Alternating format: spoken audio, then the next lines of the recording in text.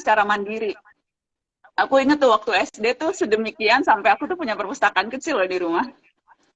Jadi teman-teman tetangga tuh nanti datang untuk nyewa Rp25, terus uangnya dikumpulin, terus setiap hari seminggu sekali tuh aku akan naik bis kota sama Abi ke Gramedia Matraman untuk beli buku.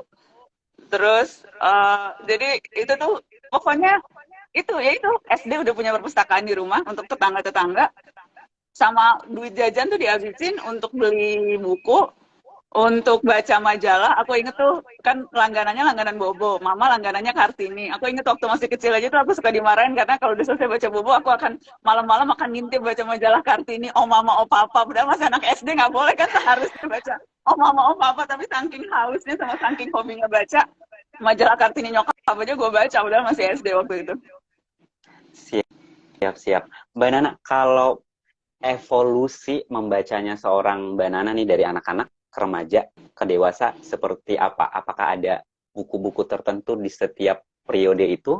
Dan apakah pernah di sepanjang perjalanan yang panjang itu sebenarnya ada masa-masa malas baca gitu karena ada suatu kesukaan yang lain?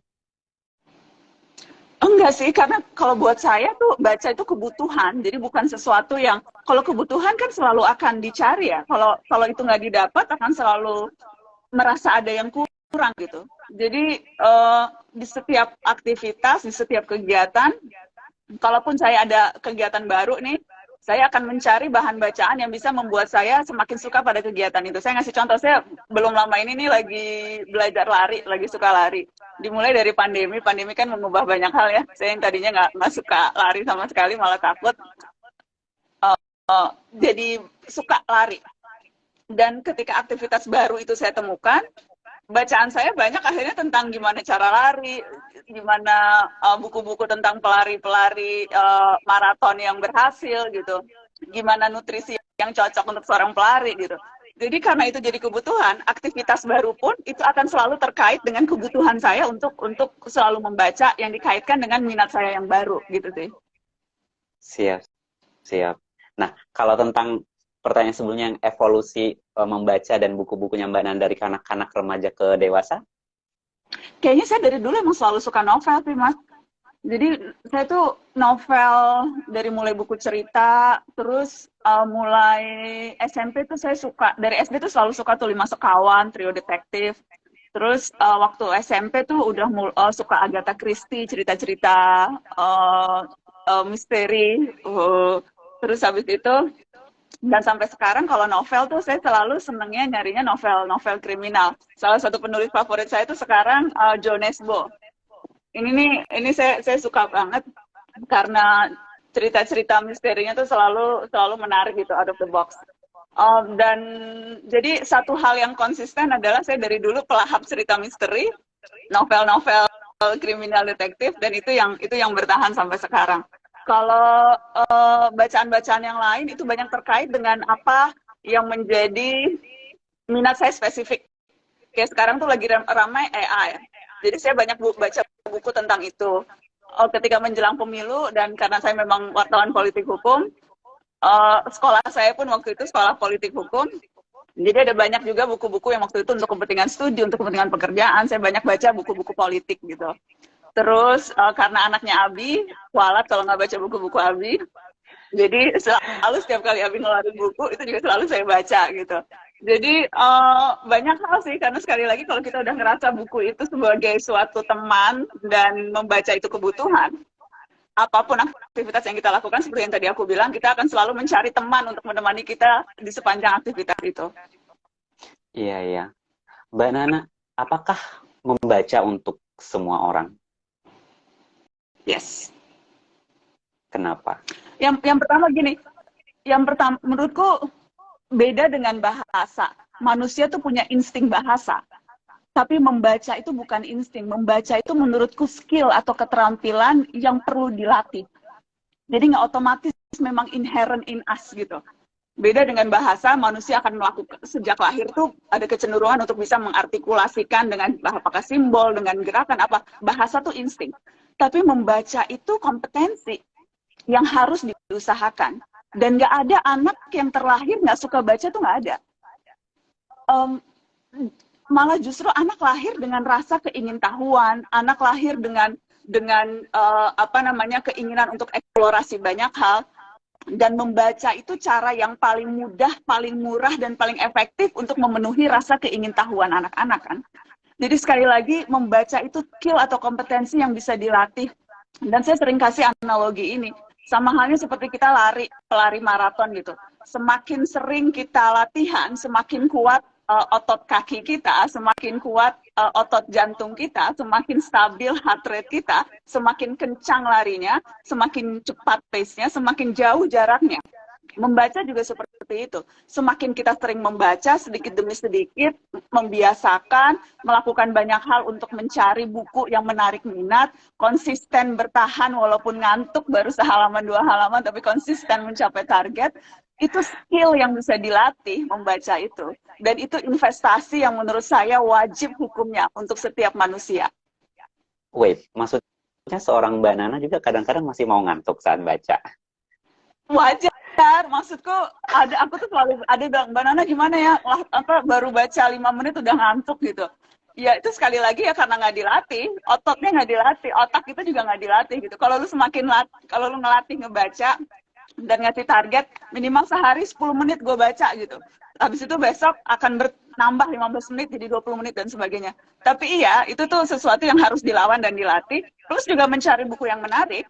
Aku selalu bilang sama teman-teman, kayaknya nggak menarik, ya udah tutup, cari buku lain. Manusia tuh udah nulis sejak ribuan tahun yang lalu, pasti ada buku yang lu suka. Lu nggak suka buku ini, tutup, tapi jangan tutup dan habis itu digeletakin, tutup, cari yang lain. Dan kemudian kalau daya kapasitas dan daya kita untuk membaca jadi lebih kuat, go back to your previous books gitu. Karena I would do that sometimes. Oh, ketika itu aku nggak merasa ini menarik, karena mungkin belum ada kebutuhan, atau waktu itu aku masih belum ngerasa ini sesuatu yang penting, atau isunya masih belum terlalu rame. Tapi then I would go back to my previous books yang udah aku tutup gitu. Tapi kuncinya adalah bukan tutup dan ninggalin, tutup cari yang lain. Itu sih. Iya, iya. Nah, ini ke pertanyaan berikutnya nyambung. Aku nggak tahu apa Mbak Nana ada record, tapi dalam setahun atau sebulan itu kira-kira Mbak Nana baca berapa buku? Dan Mbak Nana cara memilih buku yang mau Mbak Nana baca itu seperti apa? Masalahnya tuh aku nggak pernah baca satu buku dalam waktu yang bersamaan. Dalam waktu yang bersamaan tuh aku akan baca banyak buku. Karena menurutku setiap momen butuh temannya sendiri-sendiri. Jadi apa yang aku baca pagi itu akan beda dengan apa yang aku baca pada saat aku menunggu di meeting berikutnya. Atau buku yang aku taruh di samping tempat tidur itu buku yang berbeda dengan buku yang selalu aku bawa di tasku gitu. Karena sekali lagi setiap momen itu punya teman yang cocoknya masing-masing. Ya misalnya sekarang aku masih nyelesain ini, belum selesai ini aku baca John Nesbo. Tapi di sela-sela itu jangan lupa aku selalu baca bukunya Jokpin. Ini buku puisinya Jokpin, my favorite, Mas Penyair. Terus ini juga aku lagi baca karena ini menarik. Aku baca ya What Muslims and Non-Muslims Get Wrong About Each Other. Menurut aku ini di dunia yang sangat mudah disulut kesalahpahaman, buku ini menarik. Terus karena aku orangnya juga suka FOMO, aku lagi baca ini walaupun udah agak telat, tapi habis yang aku baca kan biasanya kan cuma kayak cuplikan-cuplikan. Jadi aku penasaran, aku beli. Waktu itu pas ke Singapura aku beli dan aku lagi baca ini. Terus apa lagi ya? Oh, aku lagi mempersiapkan, aku diundang jadi pembicara untuk ada satu topik soal nationalism, soal citizen journalism, dan kemudian jadi aku baca buku-buku yang terkait dengan itu, Citizens, ini aku lagi baca. Jadi ada banyak, dan itu juga sebetulnya cara untuk mengurangi kemungkinan kita bosan gitu ya. Karena ya itu, yang kita baca beragam, dan kita membaca memang untuk memenuhi kebutuhan spesifik yang kita rasakan perlu kita penuhi pada saat itu. Pada saat ini kebutuhan spesifikku adalah aku mau belajar lebih banyak, maupun bulan puasa mau refleksi bagaimana hubungan antara muslim dan non muslim. Jadi ada kebutuhan itu, aku mau belajar, makanya aku belajar baca itu. Ada kebutuhan aku untuk jadi pembicara, makanya belajar soal itu. Jadi sekali lagi memenuhi kebutuhan sih, itu yang membuat kita akan selalu relevan dengan buku yang beragam, menurutku itu. Siap, siap. Dari tadi memang Mbak Nana nunjukin buku cetak gitu ya, tapi apa Mbak Nana baca buku digital juga? Baca, dan jauh lebih praktis sebetulnya. Siap-siap. di HP-ku, di iPad-ku gitu selalu ada selalu, dan itu juga sebetulnya yang selalu kemudian aku bilang memastikan kita selalu dikelilingi oleh bahan bacaan, membuat kita selalu akan nggak ada excuse. Aduh berat, nggak ada excuse loh, sekarang banyak banget kok perpustakaan digital, banyak banget buku-buku berkualitas yang bisa kita unduh secara gratis, gratis loh, nggak bayar gitu. Jadi kalau alasannya nggak ada buku, nggak ada uang, kalau buat dede-dede yang bisa nonton live Instagram, yang cukup punya kuota untuk ngecek scroll TikTok gitu ya, tentunya juga punya cukup daya untuk bisa mengunduh secara gratis buku-buku yang ada di tangan kita.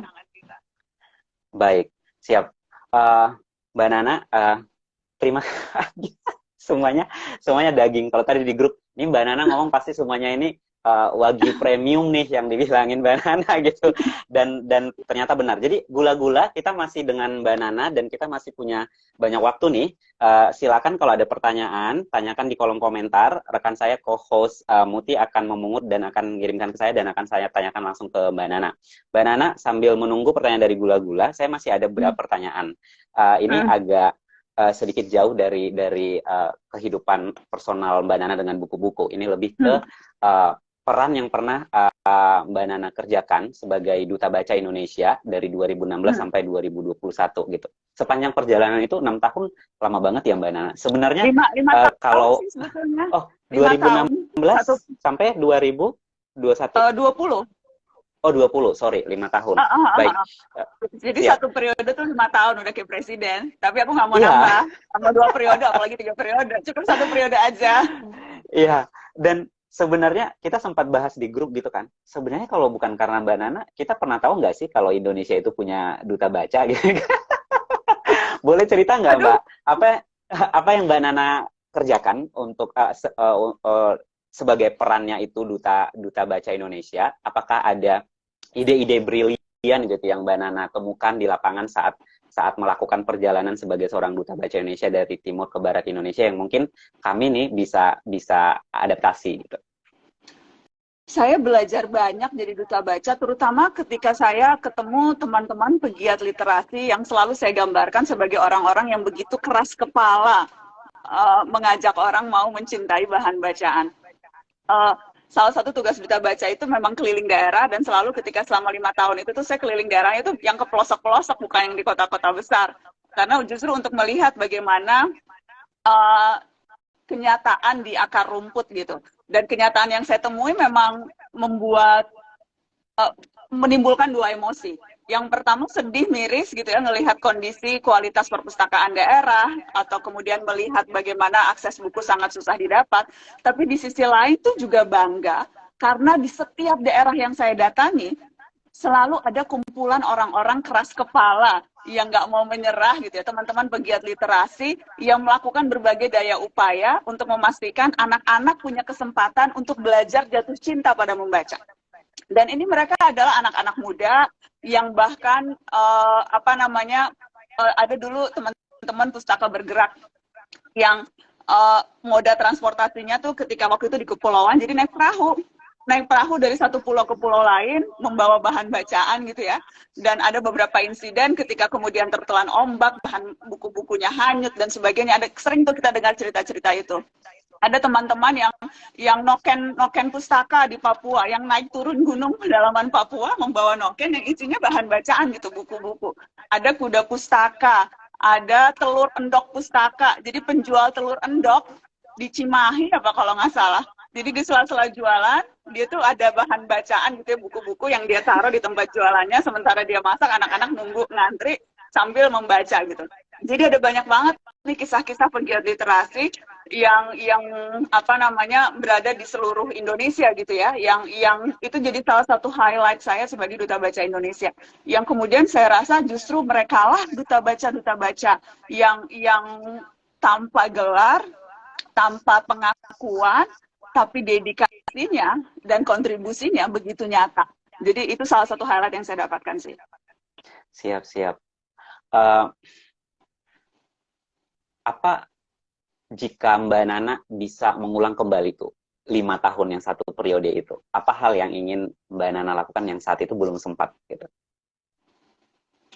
Waktu itu tuh kita dalam proses untuk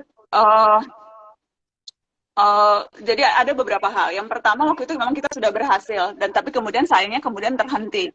Ketika setiap tanggal 17 kita bisa mengirimkan buku secara gratis ke seluruh Indonesia. Itu tuh upaya yang saya rasa berlangsung hampir 1 tahun, ketika kita sebutnya sebagai Hari Raya Pustaka, di mana seluruh pegiat literasi di seluruh Indonesia bisa datang ke kantor pos, mengirimkan buku ke seluruh penjuru tanpa biaya apapun, karena kemudian ditanggung oleh PT Pos. Itu satu inisiasi yang sayangnya terhenti, yang menurut saya, ya memang waktu itu ada banyak hal yang perlu disempurnakan, tapi rasa-rasanya upaya itu sekarang perlu digalakkan lagi. Mari melihat apa yang waktu itu kurang, ada memang banyak bolong-bolong di sana-sini, tetapi ide bahwa mengatasi kendala akses bacaan itu salah satunya dengan bisa donor buku yang dikirimkan antar sesama anak bangsa gitu ya, secara gratis lewat PT Pos. Itu satu ide yang menurut saya perlu ditinjau lagi dan disempurnakan. Terus yang kedua, waktu itu tuh kita juga bicara serius dengan Kementerian Desa. Kita tahu ada dana desa 1 miliar tiap desa begitu ya, yang penggunaannya itu memang atas hasil rembukan warga antar desa. Tetapi dalam prakteknya, kerap kali yang kita lihat dana itu banyak digunakan atau dipakai untuk sarana-sarana fisik. Ya, tentu kita butuh jembatan, kita butuh sekolah, kita butuh bangunan-bangunan fisik. Tapi yang waktu itu kita berusaha dorong adalah jangan hanya fisik, tapi mari gunakan itu untuk menambah akses bahan bacaan yang ada di desa-desa, untuk membeli buku, membangun perpustakaan desa sederhana, dan melatih pustakawan-pustakawan daerah atau pegiat-pegiat literasi di daerah dengan kemampuan atau skill, sehingga bisa dengan lebih variatif, dengan kreatif mengajak anak-anak di desa untuk mau membaca. Jadi itu tuh waktu itu kita sudah beberapa kali pertemuan dengan, saya ketemu langsung dengan Menteri Desa, saya bicara dengan beberapa stakeholder gitu ya, dan berhasil di beberapa desa ada pegiat literasinya yang berhasil meyakinkan, dan kemudian sebagian dana desa itu digunakan untuk juga melengkapi akses bahan bacaan, tapi tidak semuanya. Dan menurut saya itu sayang. Duitnya ada, jangan hanya dipakai untuk bangun jembatan, tapi dipakai juga untuk beli buku, bapak-bapak, ibu-ibu. Semoga dengar, bapak-bapak, ibu-ibu. Ini rame dari 2000-an lebih, kayaknya ada nih kepala desa, mungkin, Mbak Nana. Mbak Nana, ini saya tanyakan pertanyaan dari Gula-Gula ya, banyak sekali ini, dari Novita Siantur. Mbak Nana, bagaimana meningkatkan literasi anak-anak yang sekarang lebih tertarik pada game dan tontonan lain seperti TikTok? Nggak apa-apa, aku juga suka TikTokan, tapi yang di-follow TikToknya jangan cuma follow akun-akun yang apa namanya, yang fun-fun aja gitu. Jadi kan ada tuh kalau di TikTok tuh ada TikTok book talk gitu ya.